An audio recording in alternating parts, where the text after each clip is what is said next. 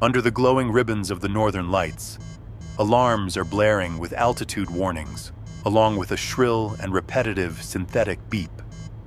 The engines are sputtering and the hull of a twin-engine aircraft groans under pressure. Loose objects are rattling throughout the cabin, and the pilots are yelling brief, curt commands over the intercom, though mostly unintelligible through the noise. Intense panic and chaos unfolds as the pilot calls out over the radio. "Mayday, mayday, mayday. This is November 284 Zulu, engine failure, snowstorm, descending over dense forest. Last known position was just passing Sault Ste. Marie Airport, CYAM. 6 souls on board, repeat, 6 on board. We're attempting to land near a lake. Requesting emergency response. Mayday." The pilot knows they are going down. There's no time to argue, so he quickly calls out his desperate plan to avoid the tall antennas ahead and skim the surface of the lake, hoping he can keep the nose up just enough to slow their descent without plunging into the freezing water. They can barely see through the snowstorm, but maybe, just maybe, there's a beach or clearing near the edge.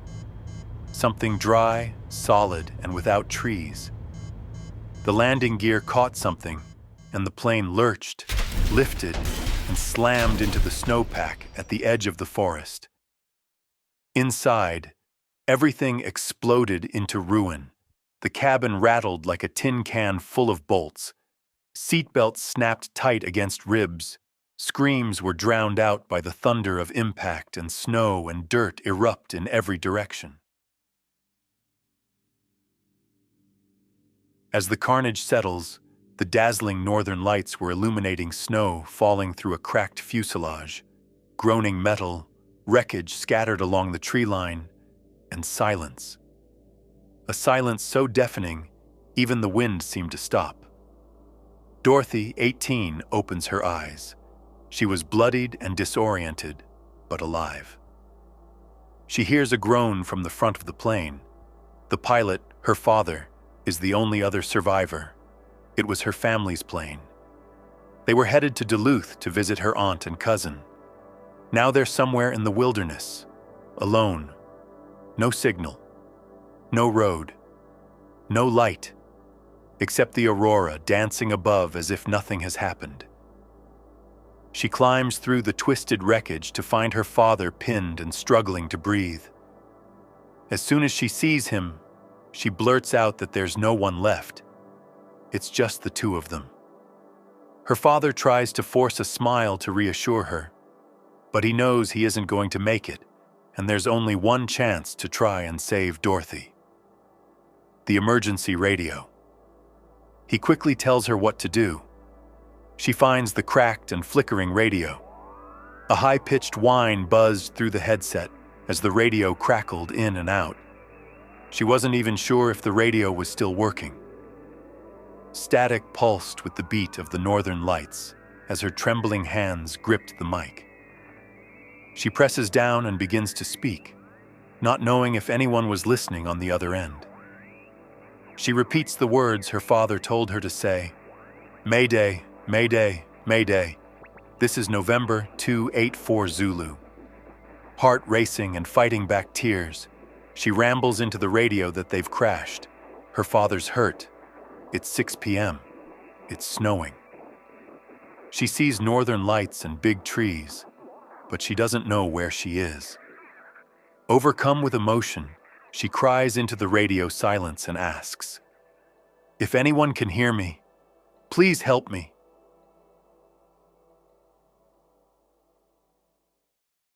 A teenage boy pedals fast up the path and through the trees, a brace on his leg slowing him slightly, but not enough to keep him from racing the sunset. He knows he's late, and his mother's going to be furious. He can hardly contain himself because tonight he's hoping the predictions about the solar storm are right, and that something special is about to happen. He's not interested in the Aurora light show, though. He's interested in the radio skip, those rare moments when charged particles in the upper atmosphere bend radio waves, bouncing signals far beyond the horizon. When the sky gets loud, the airwaves reach places they normally shouldn't. And tonight, Jason is listening for something rare.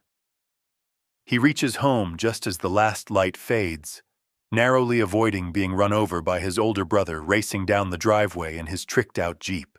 Inside, the house is warm and smells of tuna casserole, and his father has the 6 o'clock news blaring from the downstairs den. Their mother reminds them both that she and their father are heading out for a rare date night. She tells them their food is ready and sarcastically tells them to stay out of trouble. Jason barely nods. He's too busy listening to the news report. He hears the news anchor warning about the potential for disruptions. Radio interference, power grid instability, even satellites might be affected. Jason's already slipping down the hall to his room, toward the pull of his radio setup. Before he could get settled into his room, his father calls out to him, "Jay, come out here. You gotta see this." Reluctantly, he steps back outside. The whole family is on the porch, staring upward. The sky is on fire. There are curtains of green, purple, and red rippling, pulsing and bleeding across the stars, like living paint. The northern lights were brighter than he's ever seen. It was like a celestial ballet just above their heads. Jason's eyes go wide with wonder. It's here. He tries to curb his excitement as he waves goodbye to his parents, then bolts back inside, heart pounding. His room is cluttered with maps, postcards, wires and knobs, old oscilloscopes and glowing dials. A full amateur radio setup his father helped him build, part gift, part project, and his entire world. While other kids played sports, his handicap meant he spent his nights tuning frequencies and chasing signals bouncing through the ionosphere. The solar storm has supercharged the atmosphere. Radio waves will skip farther, bounce longer, bend in ways they never could before. As he watches the eruption of the northern lights out his window, he powers on the rig and starts searching. There were crackles, bursts of static and faint echoes of old music. He has an old transceiver and a long-range beam antenna his father built for him in the backyard, and he's anxiously searching shortwave and VHF bands, hoping the solar storm might bounce something strange. As Jason scanned through the static, a voice suddenly cut through. It was faint and strained, nearly swallowed by the noise. "Mayday, mayday, mayday. Please help." It was barely audible but unmistakably a voice. He instinctively activated the RDF, radio direction finder, to triangulate the source. But something was off. The signal wasn't coming from the horizon, or even from an oblique angle like most atmospheric bounces. This was vertical. The antenna's bearing was pointed almost straight up, anomalous and unnatural, as if the call was falling from space. Jason wondered if this was caused by the skip. It sounded like the voice of a teenage girl, and she sounded scared. Her voice is raw and panicked. She's breathing hard and talking too fast. She's describing a plane crash, northern lights above, a small lake near big antennas, and that her father is badly hurt. The words spill out in broken waves, barely intelligible. Jason intently listens as he twists the dial, trying to lock onto her. He speaks into his microphone and responds, slowly and calmly, but there was no reply, just static. He tunes, tries again, and waits. This time, she hears him. "You can hear me?" Her voice trembles. "Oh, thank goodness." "I hear you," he says gently. "I've got you. Everything's going to be okay." There's another long pause before the radio erupts with her hysterical voice crying out over the squelch. She doesn't know if her family is alive. She thinks they are all gone, and she's all alone. Jason swallows hard and tells her to breathe. He reassures her that he is going to help. He asks her to describe anything specific that she can see or that she remembers right before they crashed. Anything that might give him an idea of where she is. She keeps talking, her voice still trembling, but no longer frantic. She says she doesn't know where they are, only that it's snowing. There's a forest of trees around her, glowing faintly under the northern lights. She remembers her father mentioning a lake, and just before the crash, she saw red lights blinking on tall antennas. Maybe a military base, she says, but she's not sure. Jason writes it all down, trying to piece it together. She could be anywhere in the country right now, but something told him she was close. Her description sounded familiar, like it could be describing the remote area behind the old Calumet Air Force Station, where he goes snowmobiling. But what are the chances? Because that would mean she's close.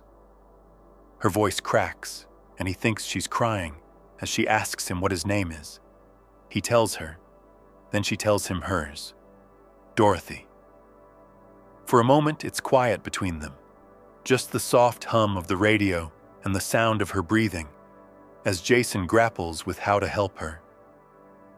If she is close, he needs to notify the police and get someone out there fast.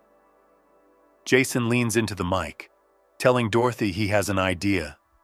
He thinks he might know where she is, but he doesn't want to get her hopes up. He asks her to hang on and promises he'll be right back. He shoves back from his desk, grabs the worn notebook where he jotted notes between frantic transmissions. Her name, her cousin in Duluth, something about a lake, antennas, perhaps a military base, the Aurora and the trees. Was he crazy? Or did the pieces actually fit together? Did he really believe he knew where she was? The only part that didn't make sense was her saying it was snowing, because while there was still snow on the ground, it hadn't actually snowed here in at least a couple of weeks. He runs, thundering down the hall to Ryan's room, his older brother's half asleep, the room glowing blue from the TV. Jason's talking fast, stumbling over his words, telling him about a plane crash and a girl that's still alive and needs their help. Ryan groans, annoyed, and asks what he's supposed to do about it. He mockingly tells Jason that if there really was an emergency, that he should contact the people who actually handle emergencies, like the police. Jason begs his brother to take him out in his Jeep to look for her. He's unsure if his theory is correct, and he doesn't want to look like a fool for contacting the authorities without any proof. Not my problem, Ryan said as he got up to close his bedroom door in Jason's face. Jason stumbled backward. Was he really about to risk looking like a fool, sending the police on a wild rescue mission into one of the most remote places in Upper Michigan? He shook the thought off. What was he thinking? A girl's life was in danger. If he knew something, he had to report it. Jason scrambles to make the emergency call. His hands shook as he reached for the landline, punching in 911 as his heart raced. But when he lifted the receiver to his ear, there was nothing. Dead silence and no dial tone. Just a hollow, low hum. For a second, he thought maybe the storm had knocked it out. But a more likely explanation crept into his mind. His brother. Ryan was always messing with him, and Jason was furious. He rushed down the hall and pounded on his brother's door. His brother cracked the door open and told him he was imagining things, said the storm was probably messing with the lines, and he should just let it go. It's not like you actually talked to someone, his brother mumbled. It was probably just a prank.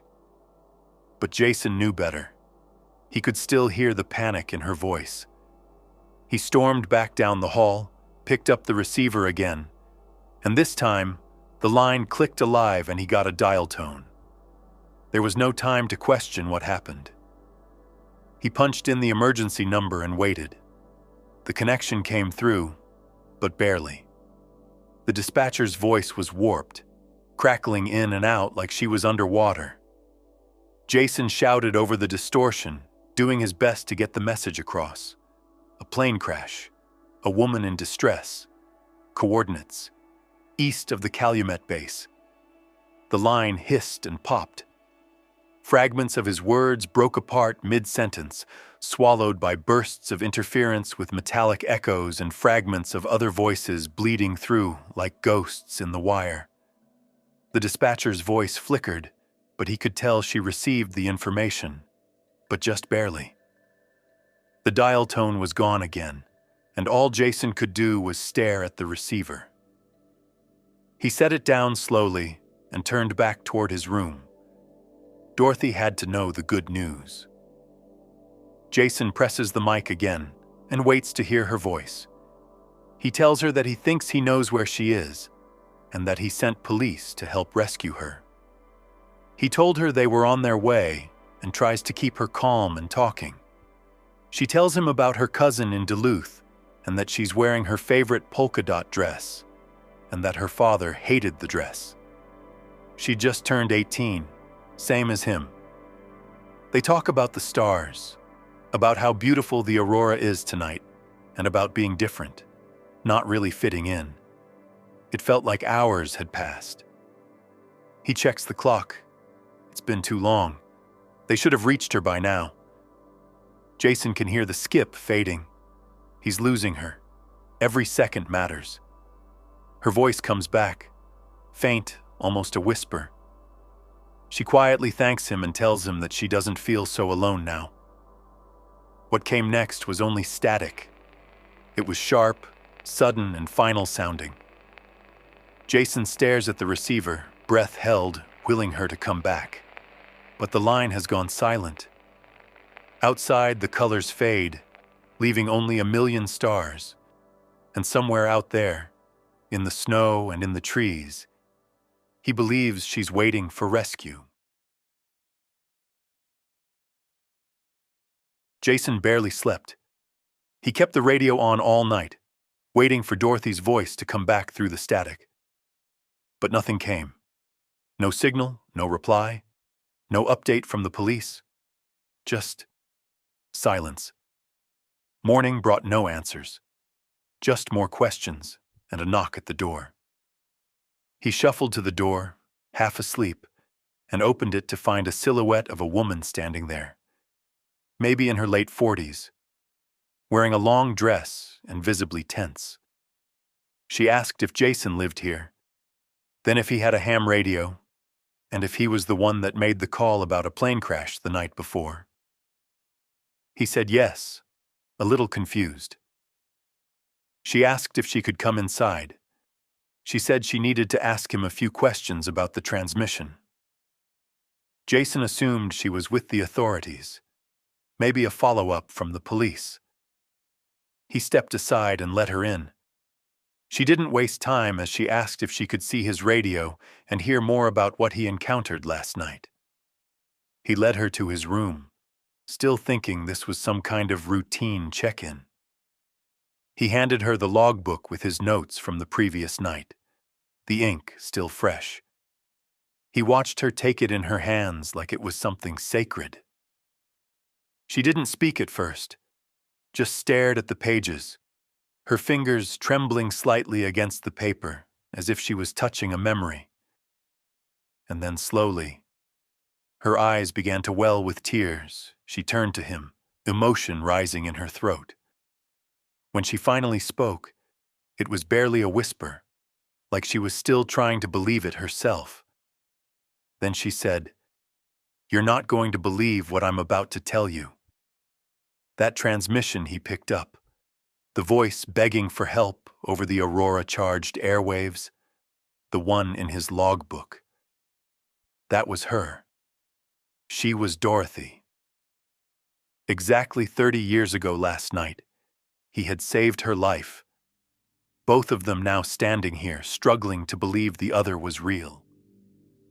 She told him her plane had gone down in 1965, just days after her 18th birthday. That night was cold, dark, and terrifying. But through the panic, she held on to one thing: the voice on the radio. Jason's voice, telling her that help was on the way. And it came, just as he promised. Not long after they lost their signal, the police found her exactly where he told them to look. Only, when she and the police tried to follow up with the boy who made the call, they couldn't find him. The address didn't exist. The house wasn't there, just an empty and undisturbed forest. A place that, in her time, didn't even exist yet.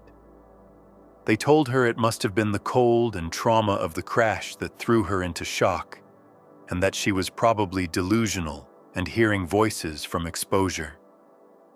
They called it a miracle, or madness, or maybe both. For 30 years, she held on to his name and address, and over the years, she would recall his kindness and his reassuring voice. Jason's head was spinning, still trying to process the impossible of what this woman was claiming. Dorothy looked at Jason with a soft, knowing sadness. She hadn't contacted him earlier, not because she didn't want to, but because she couldn't. The only way she could make sense of what had happened that night, the signal, the voice, the impossible rescue, was the solar storm. It had to be the storm. The frequencies were too strong, and the atmospheric conditions were too rare. But that realization came with a terrifying truth. If he was on the other end of that radio, then he hadn't been born yet. She'd read about something called the grandfather paradox. The idea that even the smallest interference in the past could send shockwaves through the future. Say the wrong thing, speak too soon, and she might erase everything, including him. So she stayed silent. As years turned into decades, she waited. Not just for any storm, but for the storm.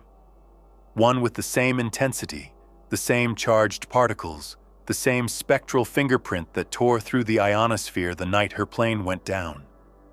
Last night, it returned. The solar flare, the aurora, the frequencies, everything aligned. Exactly 30 years to the night. And just like before, she knew he'd be listening. It was the moment she had been waiting for, the only window where she could speak when time finally caught up. It was just a theory, though. Nothing certain. She had no idea what she'd find when she knocked on his door this morning. But she had to try. She had to thank him for saving her life, and to prove to herself that he was real. Jason didn't know what to say, because somehow, this woman had been rescued 3 decades ago, because of a phone call he made last night. "You heard me," Dorothy said softly, her smile tinged with gratitude. "And I heard you. Across time." She didn't fully understand how it all worked.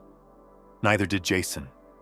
The words didn't come easily, because what do you say to someone who saved your life across time? But maybe they didn't need words, because somewhere, folded into the crackling static between frequencies, stretched thin across the aurora-charged night, they had already spoken. They had already lived it. A moment suspended between then and now, echoing in both directions. And now, face to face, that was enough. Picture this: a boy, a radio, a voice crying out in the night. A girl lost in a crash, her plea carried through a storm. Under the aurora's glow, time itself unraveled, weaving 2 souls together for one fleeting moment. Jason and Dorothy, bound by a signal that defied the years, a mystery born in the cosmos. On the next aurora, be sure to tune in, because that voice or that static may not be from your time. In the vast unknown, where science meets the impossible. Some connections endure, echoes in the static that call us through, frozen frequencies.